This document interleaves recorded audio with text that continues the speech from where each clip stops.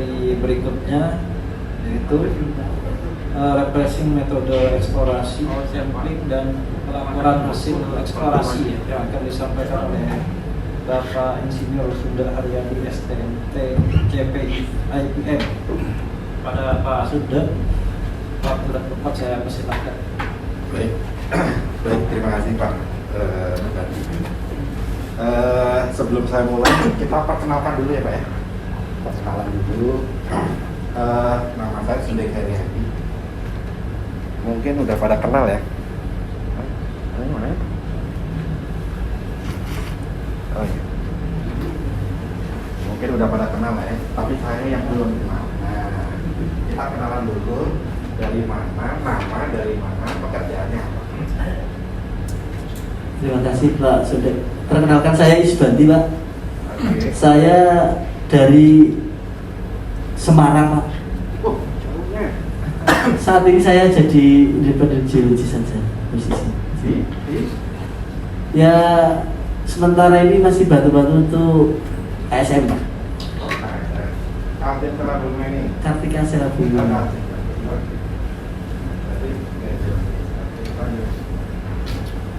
Selamat siang, perkenalkan. Selamat siang, perkenalkan nama saya Habib Tadimaki.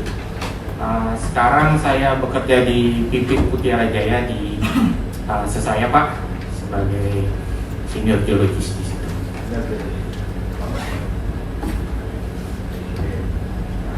Assalamualaikum. Pak Sunde sudah tahu saya. Terima kasih.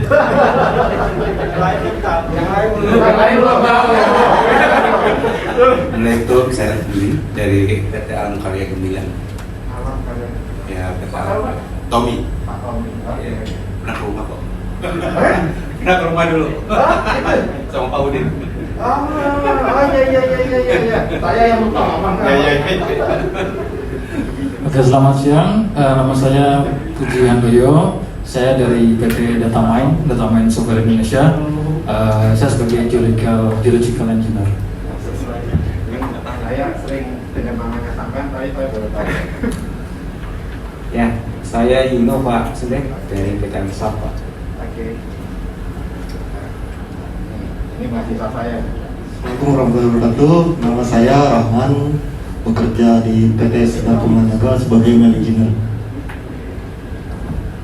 Assalamualaikum warahmatullahi wabarakatuh. Nama saya Bapak Ubay, bekerja di PT Alfara Data Persada and Engineer. Selamat siang, Assalamualaikum warahmatullahi wabarakatuh. Saya Azhar Asia Mulia Bogor Pak dari Samboja. Saya kira ini KTP-nya Al Hasan nih. Ternyata beda ya, bukan ya? Irwan Pak. Irwan. Iya. Baik. Baik, terima kasih.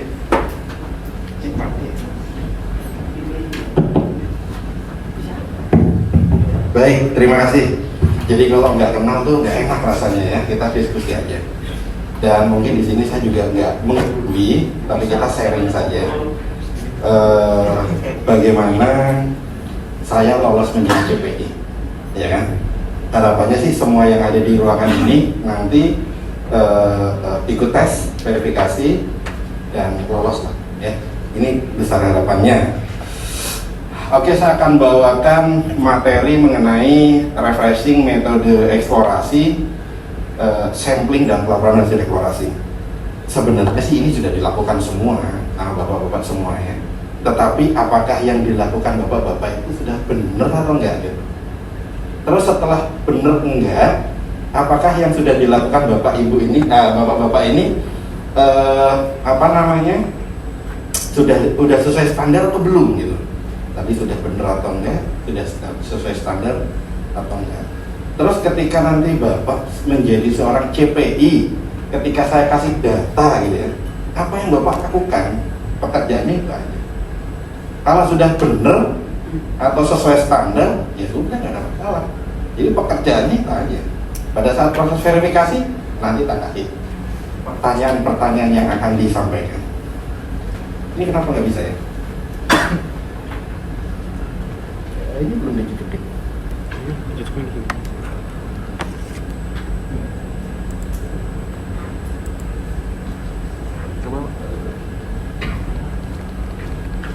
Bisa.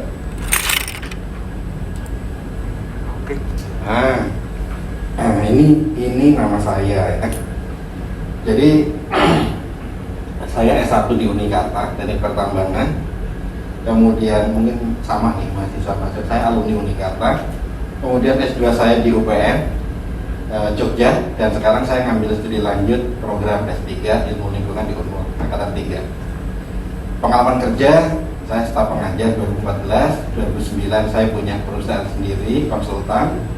Kemudian saya 2018 sampai sekarang saya ketua program studi teknik pertambangan. Kemudian 2021 sampai 2018 ya, 2 periode. Ini 2021 sampai 2024 ketua Perhati Tukar. Kemudian 2021 baru-baru ini saya bangun lab biomekanika dan lab lingkungan namanya PT Wall Street Indonesia. Ini yang paling penting. Jadi nggak usah pesimis maju JPI. Saya 2 kali Pak gagal. Ya, saya telah ikut verifikasi itu 2 kali Pak. Pada saat tanggal 18 dan 19 Februari 2016 gagal Pak saya. SW. Kemudian saya ikut lagi di Balikpapan tanggal 28 Mei 2016 PHE. Gagal Pak masih. Apa ini yang bikin gagal ini? Padahal saya ngajar teknik eksplorasi itu mungkin lebih dari 5 tahun Pak. Gagal Pak. Kelemahannya di mana? Ternyata nih, pada saat kita sebenarnya kita paham sebenarnya, tapi pada saat kita diverifikasi itu kita harus pede Pak. Pede. Tapi PD-nya itu memang bener gitu. Jangan sampai lupa ya. Itu udah langsung. Jadi nggak boleh, harus PD ya. Harus PD. Kemudian jangan ragu-ragu Pak. Ketika ditanya Pak, pemahaman Anda tentang struktur gini-gini itu. Gimana Pak? Pemahaman Anda atau pengetahuan Anda tentang gini-gini. Misalkan cekungan kita ya, struktur regionalnya di lingkungan kita seperti apa, atau di mana di tempat kerja deh, struktur regionalnya yang berkembang, pemahamannya bagaimana? Karena nanti aplikasinya ke biologi lokal. Ya, secara umum mungkin struktur biologi yang berkembang itu antigens mungkin sama sedikit sesar saja yang berkembang di lokasi kerja saat ini. Nggak terlalu rumit, nggak terlalu banyak struktur yang dominan berkembang. Ini kan. Maksud informasi apa? KSM itu di Tabang ya?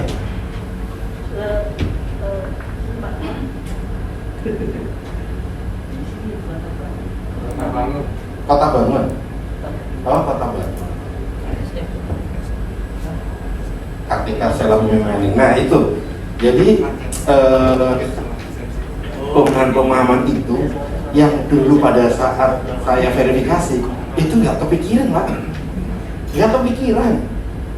Iya, contohnya, Bapak tahu pemodelan? Tahu? Apa pemodelan? Terdiri dari apa itu modelan? Hal-hal yang kadang sepele gitu itu lupa, ya kan? Tapi itu perlu kita ingat. Kemudian saya dinyatakan lulus sebagai JPI itu di Desember 2017. Saya dinyatakan lulus sebagai JPI PH. Ini hanya sharing saja. Kemudian saya udah ngikutin refreshing dari 2016 Pak, Februari. Saya karena gagal, saya ikut refreshing terus sampai sekarang saya refreshing sendiri. Saya bosen saya Pak. Tapi ya saya berharap kegagalan saya itu memotivasi Bapak. Jangan sampai udah 2 kali, aduh malu Pak Sumik ya. Jangan. Iya, jangan. Saya 2 kali ya. Oke, nah ini outline yang saya akan sampaikan. Yang pertama mengenai metode eksplorasi dan sampling. Ini ada tahapan kegiatan eksplorasi, desktop study, pemetaan, sampling, drilling, logging, laporan hasil eksplorasi. Saya cepat saja. Kalau misalkan ada pertanyaan langsung dipotong saja. Ini sudah sering ya. Ini sudah sering dipaparkan sama teman-teman yang tadi di awal ya, bahwa di dalam tahapan eksplorasi itu ada 4: survei tinjau, survei profeksi, eksplorasi pendahuluan, dan eksplorasi rinci. Tetapi yang di sini yang kita akan tekankan itu berkaitan dengan targetnya. Kadang-kadang ditanyain Pak pada saat ujian, kalau di verifikasi PHE, nah itu ditanyain, apa sih Pak tahapan apa saja sih tahapan eksplorasi, terus targetnya apa aja, itu dijelasin Pak. Ini silahkan bisa dikembangin. Tetapi biasanya pada saat nanti verifikasi saya pernah ikut beberapa kali, ini ditanyain tentang target dari kegiatan eksplorasi. Lanjut ya Pak, ini saya kira tadi udah dijelasin kan, secara dari Pak Nana, dari Pak Dwi tadi juga sudah dijelasin. Kemudian ini tadi studi geologi regional ini perlu. Jadi kita sebagai seorang CPI, ketika kita akan membuat report, akan membuat laporan, minimal secara regional kita harus paham. Contoh di Cekungan Kutai itu ada formasinya apa saja, karakteristiknya bagaimana. Nanti berkaitan dengan kondisi geologi lokal, karena kita akan membuat report geologi lokalnya kan.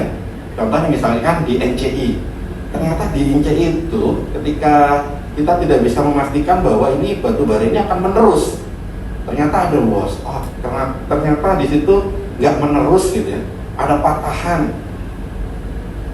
Jadi artinya apa? Perlu data yang valid, yang detail. Oh, di sana dipnya tegak 65 derajat atau 70 derajat gitu ya. Bornya tegak Pak, nggak miring gitu ya. Ada loh Pak. Nah, tantangan seorang CPI. Bapak seorang CPI, saya kasih data, bornya tegak. Apa yang Anda lakukan? Itu kadang saya tanya ya, sebagai CPI gimana? Proses verifikasinya dan validasinya, bener kan Pak? Iya, misalkan ketemu data bor, saya sebagai konsultan sering banyak dari beberapa perusahaan, tak kasih nih, aku punya data bor nih, 100 data bor. Dipnya di sayap timur misalkan dipnya rata-rata 69 derajat, 68 derajat, hampir tegak kan. Ternyata setelah dicek, setelah diverifikasi, bornya tegak lurus, tidak miring, kan seharusnya bermiring. Nah, apa yang Anda lakukan? Itu pada saat nanti verifikasi, Bapak harus bisa menjelaskan secara seyakin-yakinnya, yakin banget bahwa yang saya lakukan itu benar. Itu Pak. Terus struktur geologi regional, struktur regional yang tadi sudah disampaikan itu perlu. Kemudian coal bearing formasi ini paling penting. Jadi formasi pembawa batu bara. Nggak sampai nanti ketika kita contoh misalkan di Tabang tuh, ini kenapa mic-nya jelek banget ya? Kenapa misalkan kita ke Tabang, saya pernah disuruh ngecek. Saya pernah disuruh ngecek lokasinya PT X ya di sana. Ada investor datang ke saya, Pak Sendek, ini batu bara ini tebel-tebel Pak. Ini formasinya tebel-tebel. Setelah saya cek reportnya, ternyata di sana banyak batu gamping. Gak mungkin Pak, gak mungkin. Kita cek di sana cuma 30 cm, kan berdasarkan di lapangan kan, cek kok ada kan 30 cm, 40 cm, tipis-tipis. Artinya kita harus tahu karakteristik formasi pembawa batu bara.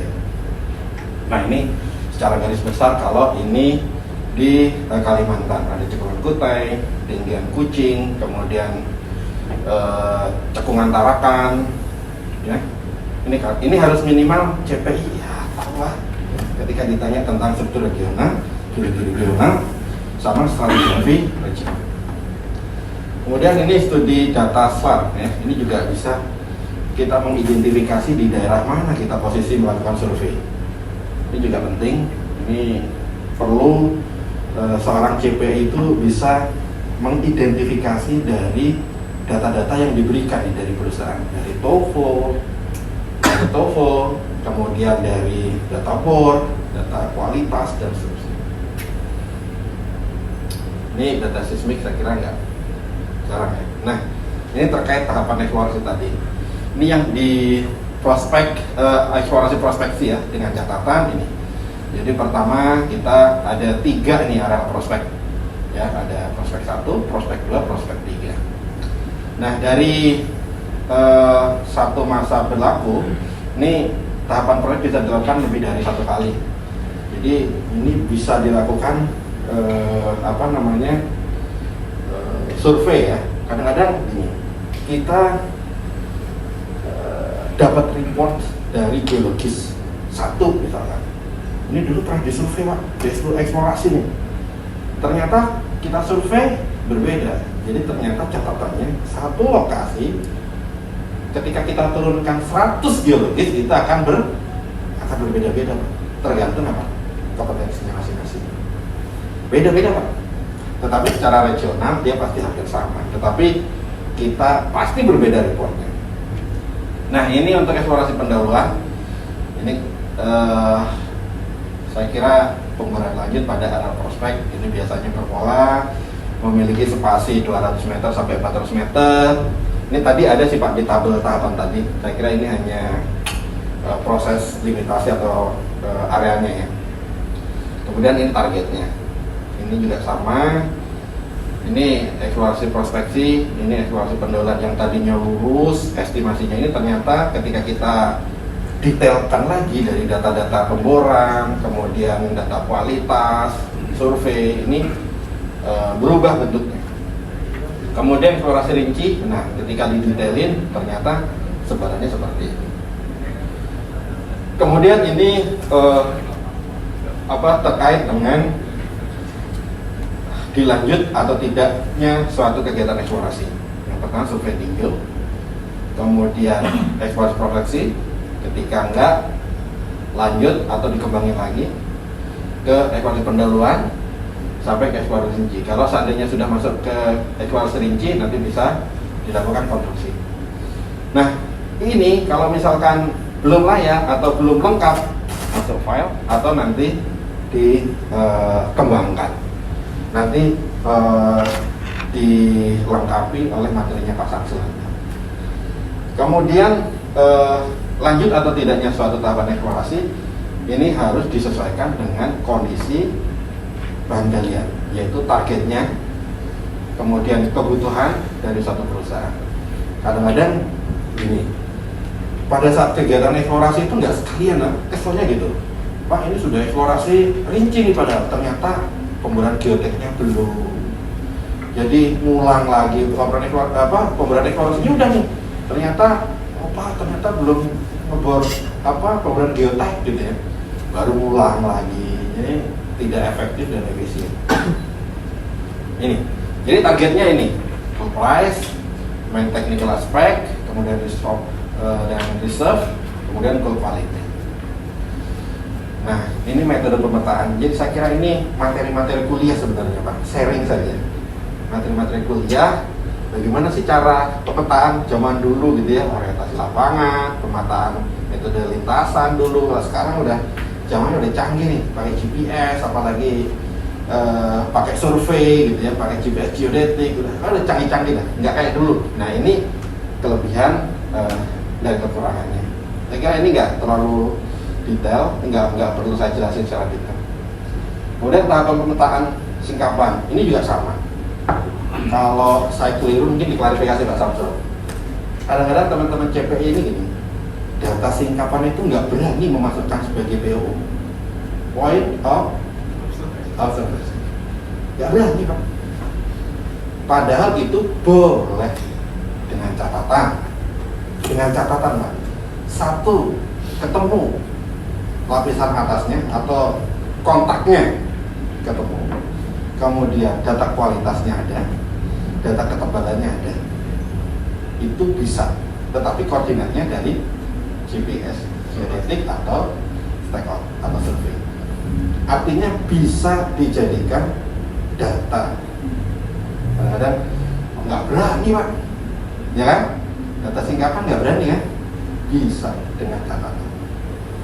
Jadi ini dilakukan ini.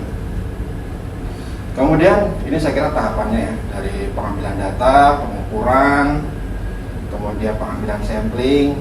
Nah ini nanti pengambilan sampling yang benar seperti apa di lapangan. Ketika kita melakukan survei seperti ini, baru kita masukkan ke base data. Kemudian metode sampling. Nah ini yang paling penting Pak. Banyak keliru. Saya gagal Pak. Saya gagal di balik papan gara-gara ini. Metode sampling. Ya. Ada eksplorasi sampling, ada bid sampling, ada produksi sampling, ada loading sampling. Ada berapa Pak?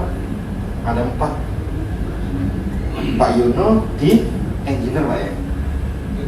Geologi.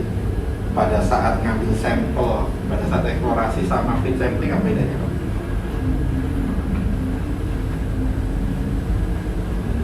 Kalau page sampling itu sudah posisi tip Pak, terbuka. Kalau eksplorasi tip pada mapping, kesingkapan itu dulu kita bisa. Kalau eksplorasi ini caranya gimana Pak? Cara ngambil sampelnya? Bisa dengan data dengan nomor Pak ya, dengan pipeline. Biasanya pakai lihat diameter berapa? Buat NQ Pak, NQ diameter 68 ya. Kalau di bid? Kalau di bid biasanya kita tes bid, channel sampling, ada channelnya dari atas ke bawah juga kita ambil, tapi ada kayak buat barikan di titik itu Pak. Pernah nggak perusahaan Bapak dari kegiatan eksplorasi, bid sampling, produksi sampai ke loading sampai ke ponton itu diambil sampelnya, kemudian dikomparasi? Iya pernah Pak. Pernah. Yang terjadi apa Pak biasanya? Dari eksplorasi ke bid sampel dulu. Ada deviasinya nggak? Ada deviasi di TM, siapa? Di TM. Nah, hal yang seperti itu Pak Yuno, itu biasanya nanti ditanyain Pak Yuno kan pernah verifikasi ya. Itu kalau di estimasi sumber daya, itu biasanya ditanyain. Nah, bedanya bagaimana kalau misalkan di eksplorasi, misalnya di singkapan. Kalau di singkapan gimana Pak? Ini kan tadi pakai bor.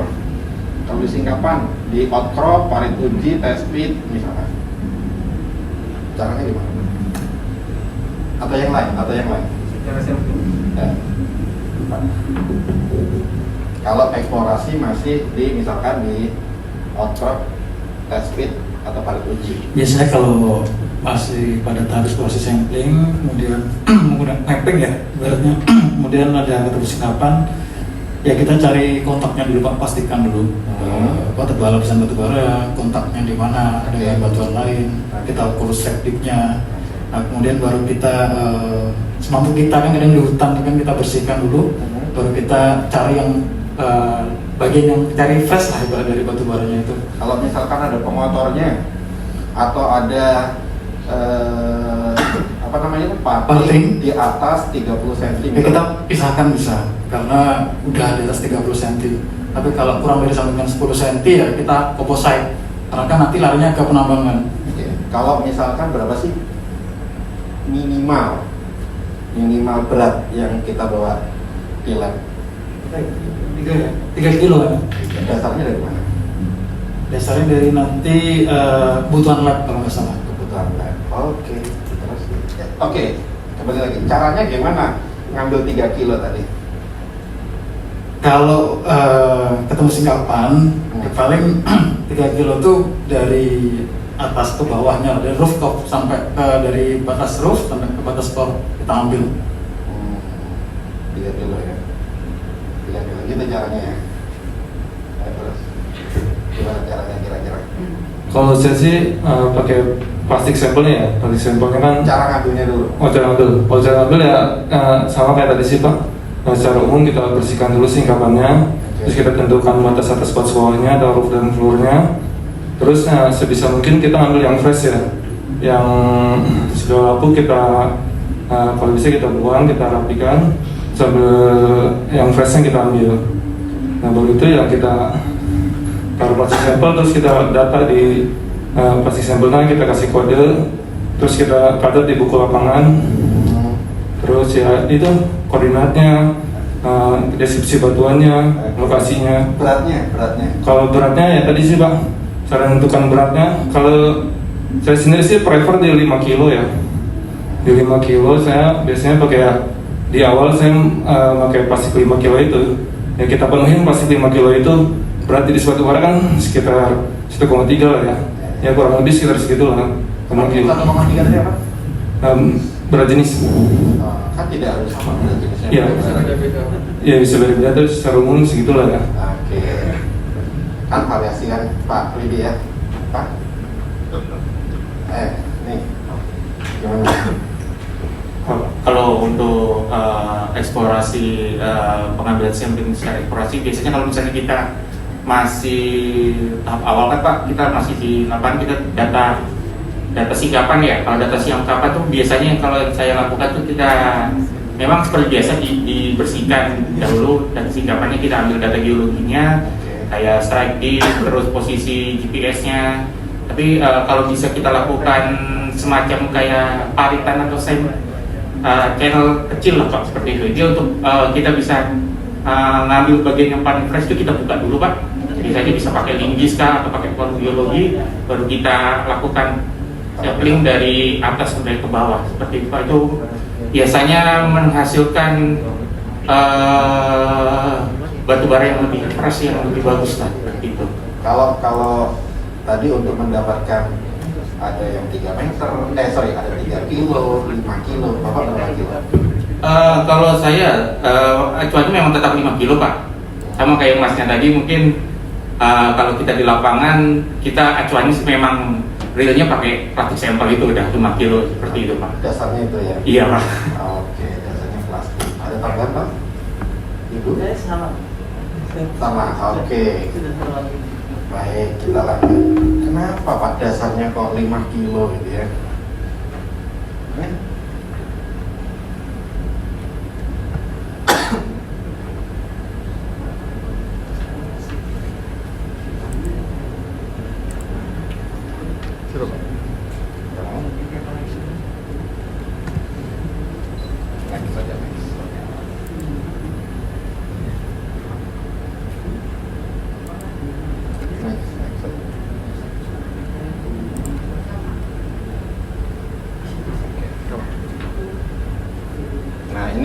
Ini metodenya Pak. Tadi udah kita jelasin metodenya, ada drip sampling, ada pouring, ada channel sampling. Ini saya kira nggak perlu ya, atau perlu dijelasin. Bagaimana Bapak bedakan ketika melakukan pengukuran atau pengambilan pengukuran dulu. Ketika batu bara itu dipnya terjal. Apa yang Anda lakukan ketika dipnya terjal? Untuk melakukan pengukuran, apakah di trenching atau di test pit? Dipnya terjal di kalau sama aja ya. Jadi kalau menurut saya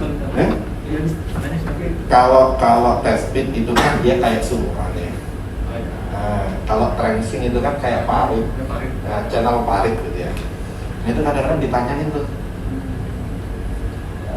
kalau misalkan Bapak menemukan dip terjal, apa yang Bapak lakukan untuk mengukur? Itu hal sepele, kadang ditanyain.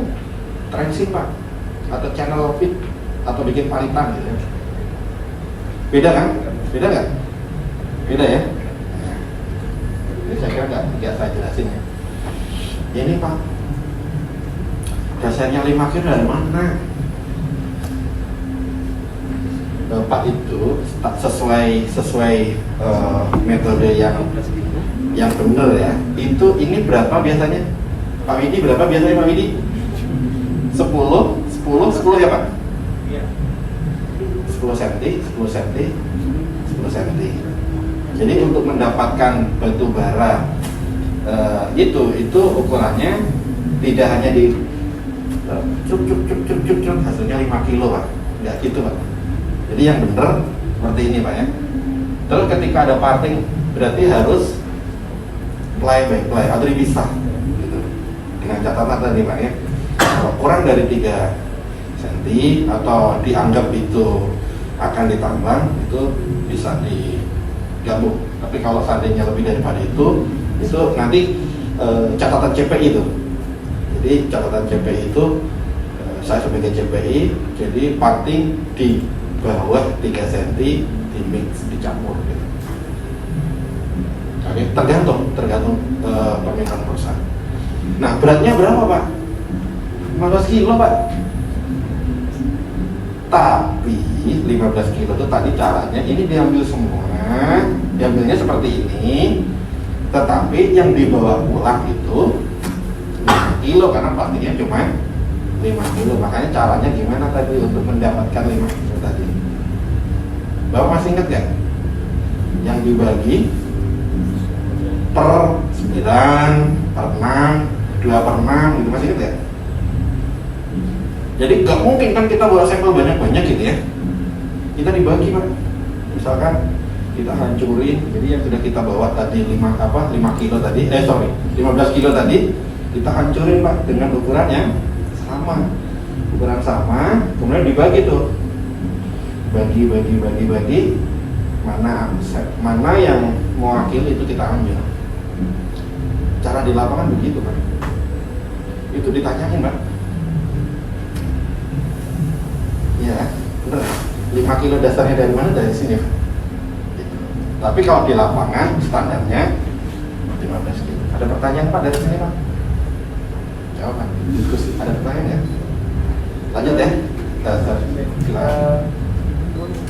Yang tadi sudah dijelaskan itu, yang tadi sudah dijelaskan dari awal metode eksplorasi dari preparation sampai dengan hasil sampling itu, kalau kita bawa ke kode KCMI atau paragraf 1 ya sama SNI itu untuk secara report kan pasti akan berbeda Pak. Yang pertama itu, terus yang kedua SNI yang mana nih Pak? SNI yang kalau dulu pakainya yang 11 sih Pak. Kalau sekarang mungkin yang 15 Pak ya. 1505 2019. Iya, 15. Sama Pak. Sama ya, kalau SNI sama, tapi kalau tadi yang dipaparkan sama Pak Nana kan beda tuh. Kalau kode KCMI yang 2017 itu kan yang terupdate ya, yang terbaru kan, yang edisi sebelumnya secara otomatis tidak berlaku lagi kan gitu. Itu terus kalau kita kaitkan dengan reporting kita ke pemerintah atau ESDM khususnya, kan di laporan eksplorasi, laporan produksi, terus laporan triwulan, FS, bahkan sampai ke RKAB itu pasti akan mencantumkan laporan kegiatan eksplorasi. Nah, ini kan kegiatan eksplorasi ini terus Pak. Tadi kan disebutkan juga ada pit sampling. Pit sampling itu juga kan ketika sudah beroperasi pasti akan ada pit sampling, entah itu pada kegiatan eksplorasi untuk RKAB, untuk triwulan, ataupun untuk peningkatan perizinan yang lain. Itu ada perbedaan nggak Pak? Yang secara spesifik yang biasa kita cantumkan, karena kalau pengalaman saya berdasarkan yang sudah kita buat, ketika kita menyampaikan laporan triwulan, laporan tahunan, bahkan RKAB, selalu itu dibahas kegiatan eksplorasi lanjutan ketika kita sudah beroperasi produksi. Itu sih Pak. Ya. Dikaitkan dengan kode KCMI kan sekarang kita bahasnya ini aplikasi kode KCMI ini terhadap apa yang sudah kita lakukan, gitu Pak. Terima kasih Pak. Kalau kode itu bagaimana kita mereport sesuai dengan standar yang ada. Jadi dia bukan di kode itu dia nggak punya standar report. Kode itu dia mengatur ya. bahwa pelaporan hasil eksplorasi seperti ini, untuk sumber daya seperti ini, estimasi cadangan seperti ini. Tapi dia nggak punya format baku, format baku pelaporannya nggak ada. Terus format baku untuk menghitungnya juga nggak ada. Format baku untuk jarak spasi sampling bor itu udah diatur di SNI. Jadi kita acuannya ke standar. Jadi pelaporannya itu standar SNI, standar laporannya. Tetapi untuk ke SDM kan banyak laporan tuh, eksplorasi, FS, RKAB, triwulan, tahunan dan seterusnya kan. Tapi kalau ini nanti menjadi report eksplorasinya ke dalam laporan, ya dilaporkan apa adanya aja, Pak. Dilaporkan apa adanya aja. Contoh misalkan laporan eksplorasi kan, kalau di perusahaan yang bagus gitu ya, per tahun dia punya laporan eksplorasi per tahun dia punya progresnya ya. Jadi per tahun ada, dan itu disampaikan Pak. Nanti maksudnya ke laporan triwulan, laporan tahunan ada, laporan triwulan juga ada, dimasukin aja nggak apa-apa. Nah tadi ada pertanyaan juga saya kan, pada saat pengambilan sampling di bor sama di pit pasti ada perbedaan. Biasanya di TM, total moisture pasti beda karena sudah expose. Bedanya itu sih Pak. Karena kalau kita pakai corn masih fresh, masih original. Kira-kira bedanya hanya di situ. Itu Pak kalau saya. Kalau as gimana? Kalau dengan as mungkin ada perbedaan itu nggak dengan as? As saya kira nggak signifikan. Enggak. Kalau ini ya. Kandungan abu kan? Dari ekspor kita ambil eksplorasinya, sampling eksplorasi dengan di pit, terus dengan produksi dengan di pelabuhan. Dan abu, as ya? Kadar abu ya, kadar asnya pasti Kalau as biasanya kalau sudah di pengolahan ya, karena tergantung. sedikit aja sih perbedaan. Biasanya sih yang signifikan kita perhatikan dalam estimasi Pak, itu biasanya kondisi TM. Nanti ada saya bahas, nanti lebih detailnya Kang Widi yang detail di kualitas. Jadi mungkin ini ya Pak ya. Jadi 5 kilo tadi dasarnya dari sini. Nanti akan saya kasih bukunya full biologi juga. Itu cara pengambilan sampel. Udah, nanti kalau uji verifikasi misalkan tidak hanya sama saya ya, sama verifikator di Jakarta, debat aja. Dasarnya ini 15 kilo, ini dasarnya. Iya gitu ya. Yakin aja, jangan 5 kilo karena plastiknya 5 kilo, jangan. Ya lebih ya. Tapi yang 15 jadi 5 itu dengan quartering gitu ya? Iya, gitu, di quarter. Jadi ya dibagi ya. Biasanya sih ada, di bukunya itu ada. Itu biasanya dibagi 2/6. 2/6 itu 6 bulur dibagi dari 2 atau dibagi 4, 2/4 gitu. Tergantung. Tapi menurut saya sih yang penting dalam tujuannya satu mewakili. Itu dia. Jadi kita ngambil banyak dulu, dihancurin di ukuran yang sama, kemudian itu teknis di lapangan sih. Tapi tujuannya biasanya kalau nanti di ujian dasarnya 5 kilo dari mana itu harus dijawab. Tapi kalau bagusnya sih dasarnya 15 kilo ini diameternya. Oke, lanjut next. Oke, ini saya kira ini juga perlu dibuat ketika nanti presentasi estimasi sumber daya kasus misalkan ada kasus nggak di sini. Nah, sebagai seorang estimasi sumber daya Pak Puji, coba kalau seandainya Pak Puji saya kasih data, Pak Puji nih ada data nih, bikin report estimasi sumber daya dong. Apa yang Bapak lakukan? Ini datanya ada 100 titik bor nih. Apa yang Bapak lakukan? Saya verifikasi dulu. Caranya gimana? Verifikasi mulai dari data yang dipakai, data bornya, terus kemudian metodologinya, saya cek semuanya di mana? Report ini. Reportnya. Report ini kan? Ya. Sudah dicek sudah. Setelah itu sudah dicek semua. Ceknya, oh ini benar nggak, memastikan bahwa ini benar gitu. Ya itu Pak, ya bisa langsung ke website itu laporan. Kalau nggak mungkin kan dari data ini kita coba verifikasi aja memainkan Sebagai CPI Ya. perlu ke lapangan nggak? perlu menurut saya sebenarnya perlu untuk melihat langsung, Ya, sebagai CPI harus perlu langsung melihat apa yang kita kerjakan. ya, gitu ya. Jangan sampai nggak perlu Pak. Langsung. Ya, lanjut. Oke, next. Pakai itu nih, nah itu. Nah, ini Pak yang tadi saya bilang. Kalau ketemu seperti ini gimana kasusnya? Tadi sudah saya jelasin ya. Ada parting di situ Pak. Dipisah nggak? Yakin nggak? Itu berapa? 0,7 Pak. Dipisah atau digabung Pak? Kalau kita bisa juga ya 7 cm digabung digabung. kemampuan alat kan jadinya. Nah, digabung atau dipisah?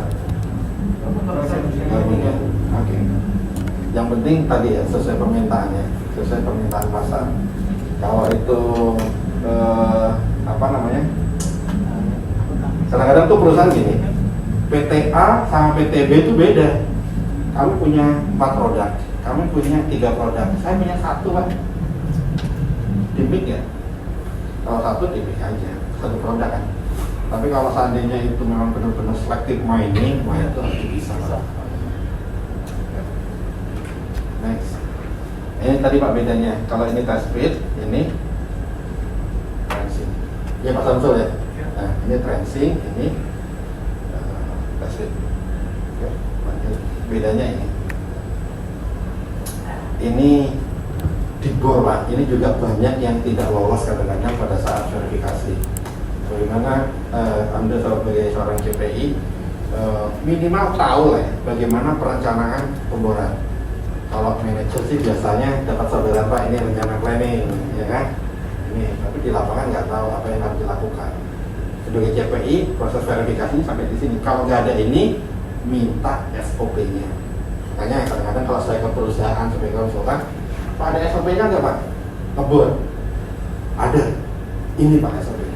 Ya karena ada SOP-nya saya yakin mereka melakukan. Tapi minimal ada 2 atau 3 titik saya cek. Ada SOP-nya, cek di lapangan, oh benar. Tapi juga kadang-kadang saya nakal ngerjain geologis kadang-kadang saya kerjain. Mana yang dikerjain? Yang ditunjukin yang di sini, yang bagus-bagus ya. Coba Pak yang di sini Pak. Nah, sahabatan juga kadang-kadang. Di sini ternyata acaknya saya minta. Oh, sesuai standar. Berarti saya ketika ngecek ditunjukin di sini, saya ngecek di sini, benar. Berarti yang lain insya Allah itu aja. Lanjut. Nah, ini yang paling penting. Pada saat nanti diverifikasi teman-teman verifikator, ini ada catatan di sini. Ya. Jadi kalau bornya itu kurang, core recovery-nya kurang dari 95%, tapi ada catatannya kurang dari, bisa ya Pak Dwi, Pak Widi ya, bisa kurang dari 95% asalkan ada catatan kan. Satu, kondisi batu baranya. Ada banyak ya, ada banyak boleh. Terus di statistik juga atau gimana kemarin ini? Secara apa namanya sifat dia memang sudah homogen. Bisa berarti ya. Itu ini ada catatannya Pak, tapi nanti mungkin bisa Pak Samsul sama Pak Widi ya namanya. Tapi pada prinsipnya ini harus dikuasain ya, harus dikuasain. Jangan sampai ini enggak kurang kopi ya, walaupun kadang manajer itu cuma lihat ngawasin gitu, tapi hal-hal yang seperti ini harus tahu. Lanjut. Oh ya, silakan Pak. Ini yang recovery dari 95% ini kan sebenarnya ada di SNI juga gitu ya? Ada yang baru, yang 15.05.2019. Ya. Nah, artinya kalau ditanya bisakah data ini digunakan kalau dia kurang dari 95%, berarti kita ngaji kemana ini Pak? Ada catatannya nggak? Kayak tadi disampaikan, kalau misalkan batuannya homogen. Homogen itu misalkan kayak ini, contoh satu. Strukturnya batu bara ini pecah-pecah gitu. Brittle, nah ya Pak ya. Brittle. Nah, itu saya artinya ini justifikasi CPI aja kan, yang boleh deh, ambil deh semua. Iya. Tapi dengan catatan, makanya setiap kita membuat statement ini tingkat keyakinan supaya ini yakin nggak bahwa ini batuannya sama, homogen atau pas ya mendekati 95% tapi minimal kita punya dasar gitu. Contohnya tebalnya 3 meter gitu ya. Tapi ketika kita ambil cak itu nah, gitu. Pindah titik bor lagi sama juga, pindah bor lagi sama juga kayak gitu. Jadi kita asumsikannya dari satu SIM itu bisa kita kasih catatan di situ. Bisa pulang dengan catatan. Oke. Tapi kalau nanti pada saat verifikasi Bapak kok nggak yakin gitu dan tidak pernah menemukan itu ya sampaikan saja 95%. Harus lebih daripada 95%. Lanjut. Terus yang paling penting dokumentasi. Kadang-kadang Pak Puji ini kasih data suruh verifikasi, nggak ke lapangan. Tapi ada dokumentasinya Pak. Aman Pak. Gimana kira-kira? Bisa? Nggak ke lapangan, tapi ada dokumentasinya. Asal dokumentasinya sistematis, rumus, semua, lengkap propor, terjalani. Bisa Pak? Nah, itu Pak, Bapak harus yakin. Bisa Pak, karena dokumentasinya, SOP-nya ada. Berani aja Pak. Tapi di tabel 1 tuh wajib cek lapangan. Lanjut. Ini Pak, ini proses preparasi sampel. Lanjut. Nah ini saya kira nanti di Pak Widi ya, nanti ini di Pak Widi yang paling kenceng. Ini tadi yang saya sebut Pak, ketika Bapak ketemu gorengku, ya, apa yang Anda Bapak lakukan? Apa yang Bapak lakukan? Ketemu kualitas rendah. Pak, waktu diingetin ya Pak ya? Iya. Diingetin Pak gantian. Ini, ketika ketemu batu bara kualitas rendah, apa yang Bapak lakukan? 10 menit lagi Pak. 10 menit lagi? Oke, cepat. Apa?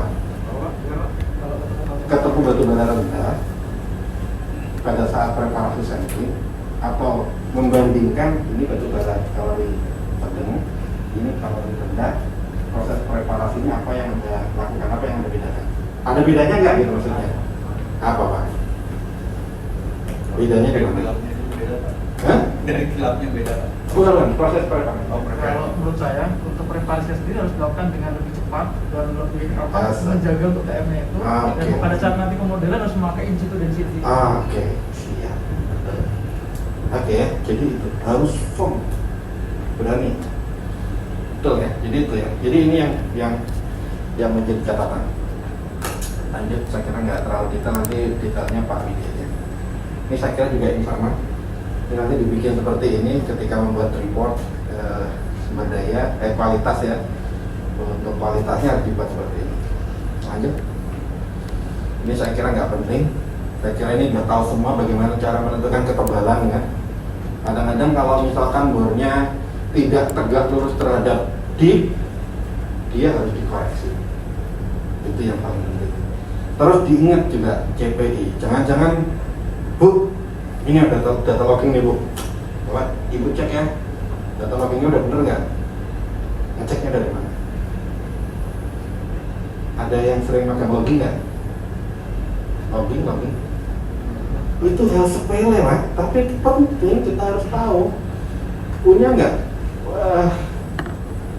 Logging itu ketika kita masukin kan nggak ngerekaman kan? Tapi ketika kita tarik, ngerekam nggak itu? Ngerekam. Kecepatan tarikan ini itu kalau seandainya nggak standar, cepet gitu ya. Waduh, hujan nih, keburu hujan nih, zang, gitu. Nggak maksimal juga Pak. Dicek Pak, kecepatannya itu ada standar kecepatan dari walking itu. Kadang-kadang gitu Pak. belok itu nakal-nakal juga Pak. Iya.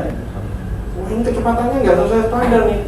Jadi kalau kita tarik gitu, itu kurvanya ya miring gitu. Walaupun bagus tapi itu nggak standar. Jadi memang sesuai standar. Jadi yang dicek adalah kecepatan. Kecepatan yang biasa yang kita lihat kan 3 sampai 5 Pak. Pas kecepatan. Kenapa? Saya kalau Bapak bicara standar tadi maksudnya Kalau nggak salah sih 2 berapa Pak ya? 2 ya? Oke nggak?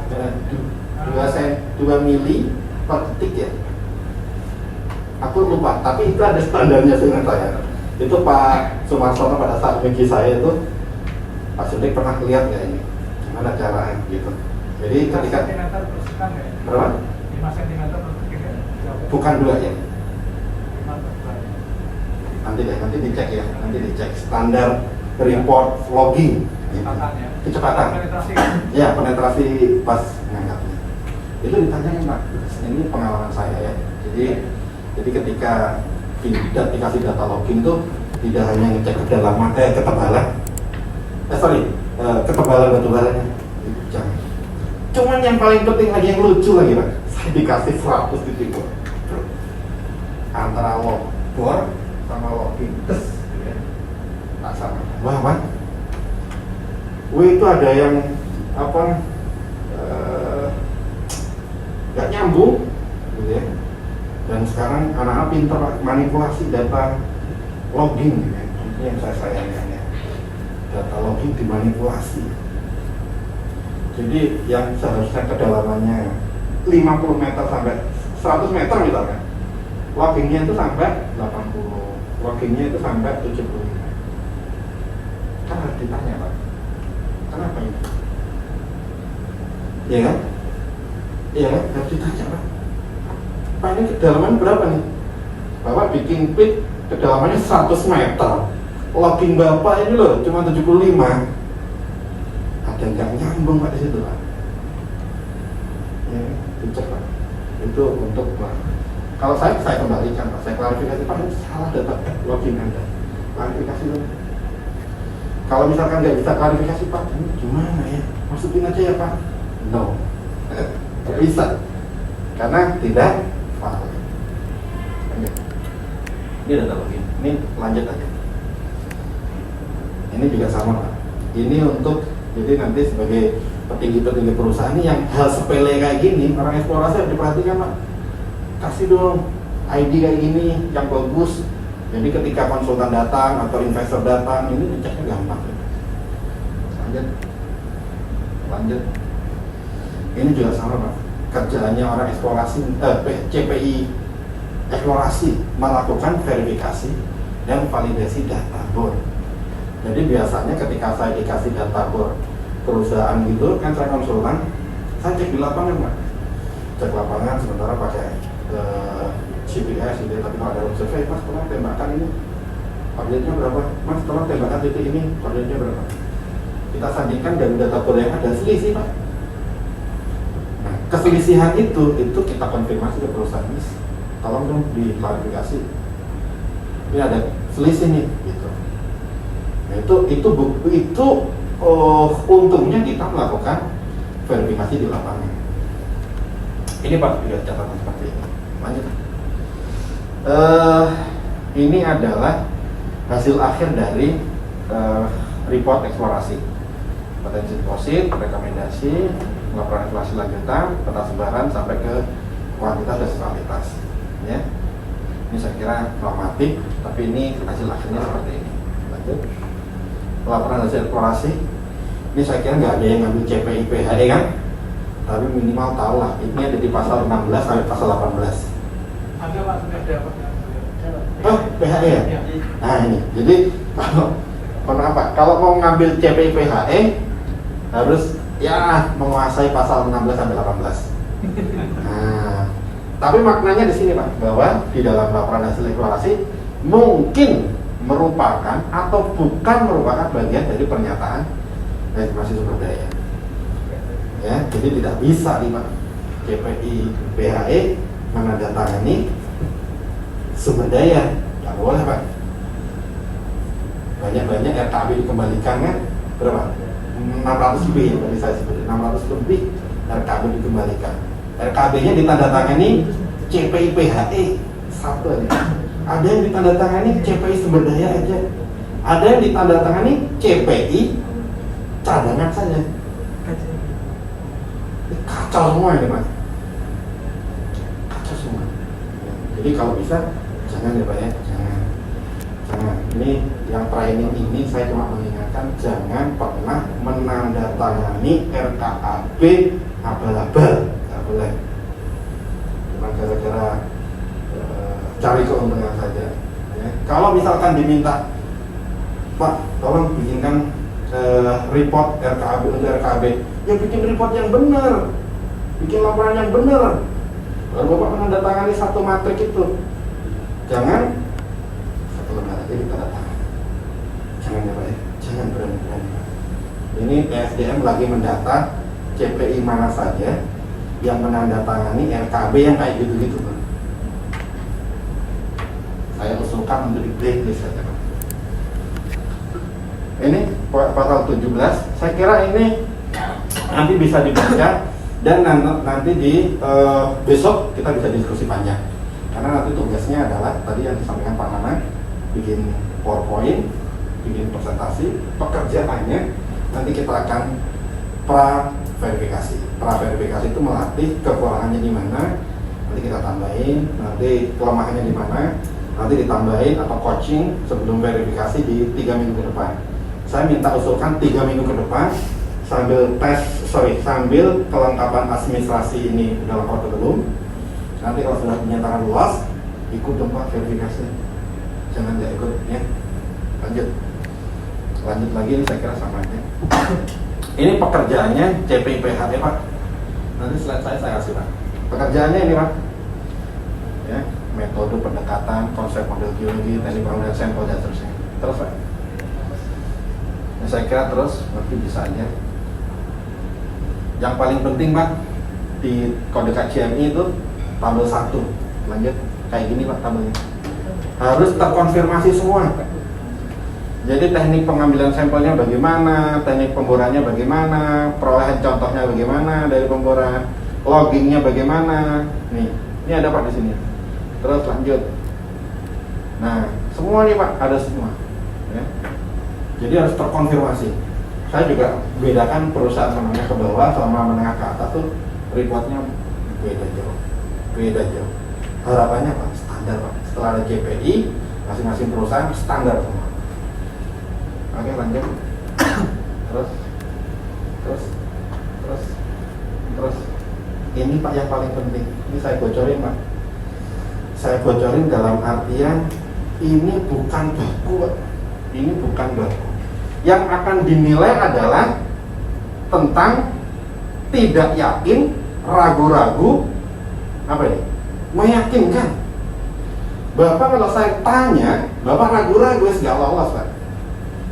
3 kotak aja ini nggak lolos nih, yang warna merah ini nggak lolos. 1, untuk CPI sumber daya, Anda diminta untuk memahami proses verifikasi dan validasi data.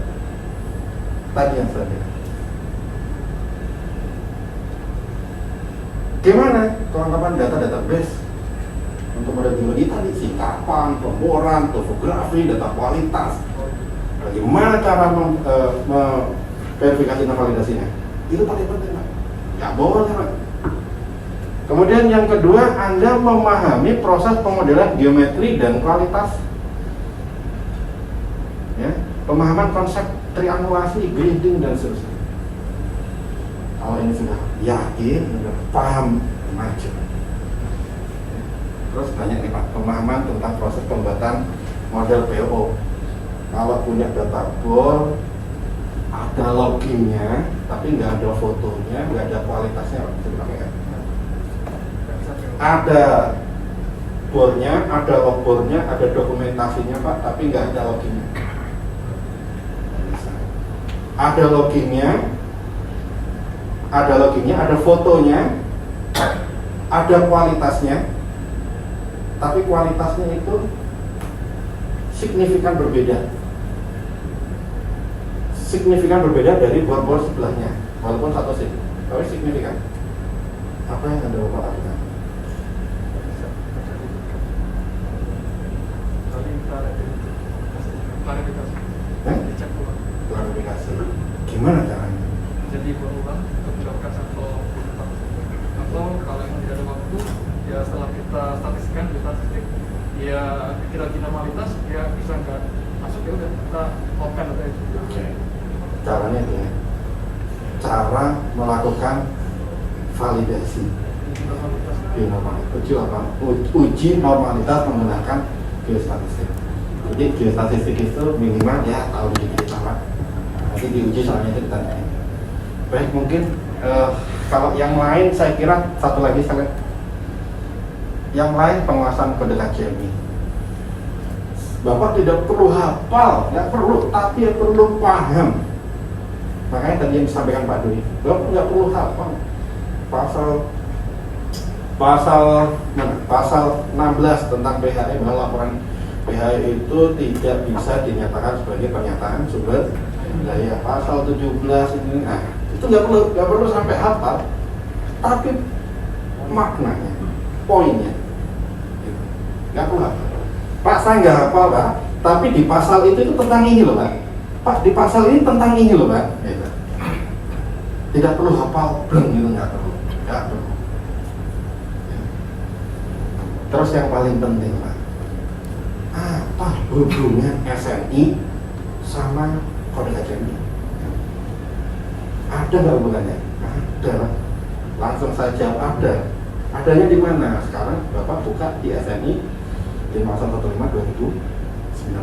Ada. Jadi pelajarin, semua udah form semua. Jadi artinya ini sudah saya buka semua. Silahkan dipelajari. Saya kira nggak perlu pelajari Pak. Yang penting kerjaan Bapak sudah benar. Saya kira nggak terlalu berat. Kecuali pekerjaan Bapak nggak benar. Wah, itu yang berat Pak. Harapannya itu dari saya kasih waktu 5 menit untuk diskusi Pak. Kalau ada pertanyaan silakan Pak.